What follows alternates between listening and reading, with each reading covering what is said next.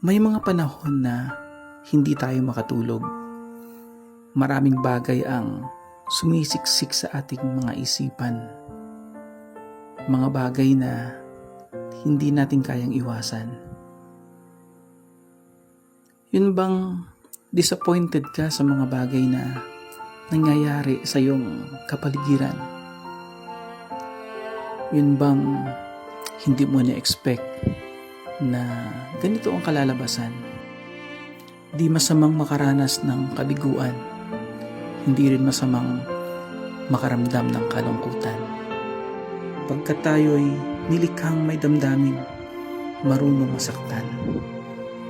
Ngunit magkagayunman, hindi dapat tayo manatili sa ganoong kalalagayan. Dapat tayong lumaban. Dapat nating harapin ang hamon. Kailangan nating mag-move on.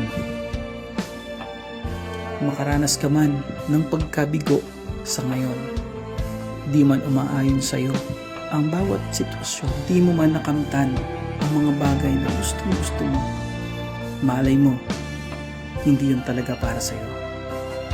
At may mga bagay pala na nakalaan sa'yo sa kanyang tamang panahon. Katulad ng isang paru-paro o butterfly na ito. Nagsimula bilang isang uod at hindi agad naging paru-paro.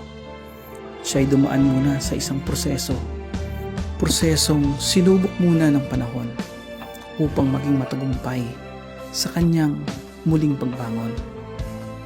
Kaya kaibigan, gaano man kahirap ang nararanasan mo ngayon, gaano man kagulo ang bawat sitwasyon, isipin mong ikaw ay nasa isa lamang prosesong huhubog sa iyong pagkatao. Katulad ng isang paru-paro, inihahanda ka lang nito sa isang tagumpay na talagang nakalaan para sa iyo. Kaya huwag kang mawawala ng pag-asa. Ituloy mo lang kung ano ang iyong mga nasimulan, sapagkat darating din ang panahon na ang lahat ng iyong pinaghirapan ay magbubunga ng tagumpay na iyong inaasam.